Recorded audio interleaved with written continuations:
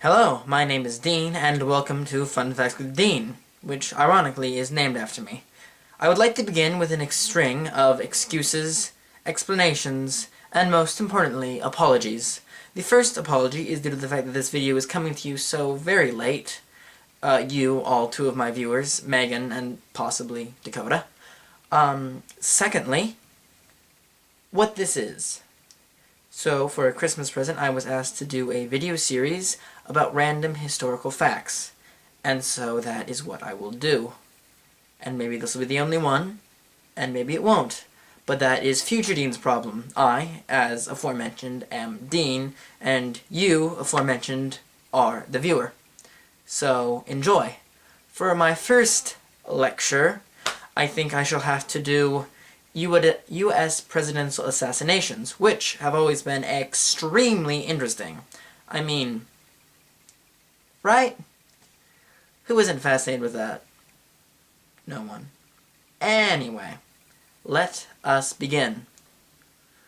So obviously the first presidential assassination was Abraham Lincoln, we all know that. John Wilkes Booth, Sic Semper Tyrannis, bam, dead 15 hours later. Any questions? You should all know this. One most people don't know is James Garfield, though. James Garfield is widely known as more of a... oh, how shall I put it?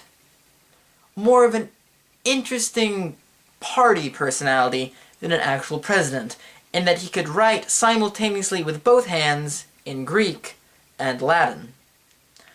Other than that, was he really that great? No, not necessarily. I mean, he was a war hero for a battle that a lot of people hadn't heard of, and I can't remember its name because it's really not that important. I apologize if anyone's ancestors died in that battle. It was important, but just not that important. That hurt. Anyway. So James Garfield was elected president with the Republican Party, and his vice president was Chester A. Arthur. James Garfield's full name was James Ambrose Garfield. No, it wasn't. Of course it wasn't. It was Abram Garfield. My mistake. Even geniuses make mistakes. Not saying that I'm a genius, of course, but... maybe a little bit. Anyway. So, he was elected. But there was a little bit of a problem, in that there was a crazy person named Charles Guiteau. Charles Guiteau was a lawyer, but he wanted to be the ambassador to France. So he talked to James Garfield about that, and obviously James Garfield said no. I mean, who would say yes to the crazy person who wants to be ambassador to France? So then, he talked to Chester A. Arthur, and Chester Arthur was like, yeah, sure you can be ambassador to France, you know, as a joke. Probably.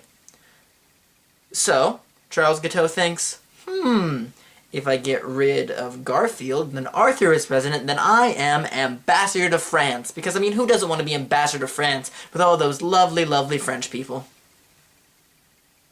I like French people. Je parle français. Anyway, so, Charles Guiteau realizes that this is going to be a big deal, the killing of a U.S. president. So, he gets a really fancy gun, and he polishes it so that it will be displayed in a museum after the fact.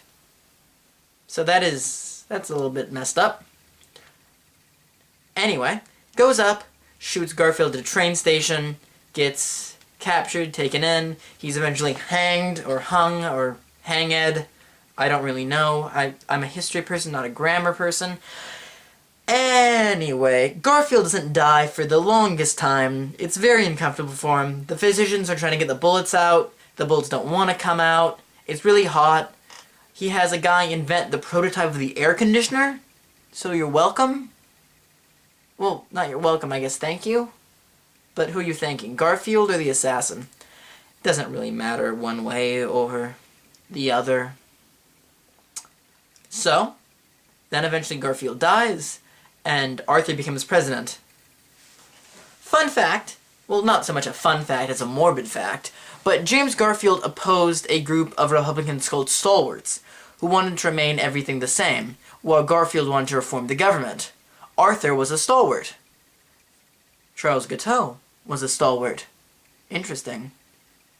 But in his predecessor's wishes, Arthur decided to not be a stalwart anymore, and he passed a series of sweeping reforms called the Pendleton Act, which was only one reform and was hardly sweeping. But still, it ended the patronage system and created civil service in our democracy. So thank you, Chester A. Arthur, for bureaucracy. The next president to get assassinated was William McKinley. Most people know William McKinley as the guy who got assassinated before Teddy Roosevelt took over. And was there really anything more to him? He was an imperialist, but he didn't enjoy it. But he kind of enjoyed it. He hated Spain.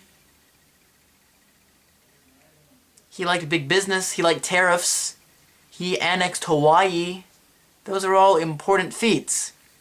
But one thing he did not do was appease the common man. And a lot of poor workers hated him, and a lot of immigrants hated him. Put those together, and what do you get? An anarchist named Leon Czolgosz. I may be butchering that pronunciation. Leon Czolgosz got his gun and went to the fair in Buffalo, the Pan-American Exposition. And he shot William McKinley there. Poor William McKinley. Anyway, so after shooting William McKinley was obviously in a great deal of pain. And so they tried to remove the bullets, but they couldn't really because they didn't know where they were. They were gone. Well, they were in him, but they couldn't find them. And so they used a metal detector because this was the Pan-American Exposition. This was 1901 and they had metal detectors.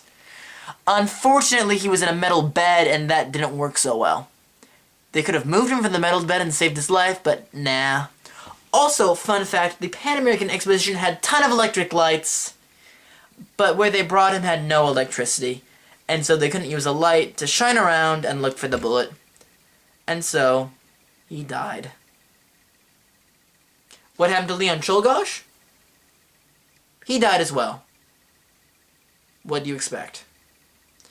So obviously everyone knows about JFK, or do we know about JFK? Well, you get the point. Lee Harvey Oswald, bang to the head, bang to the head, bang to the head, he's dead.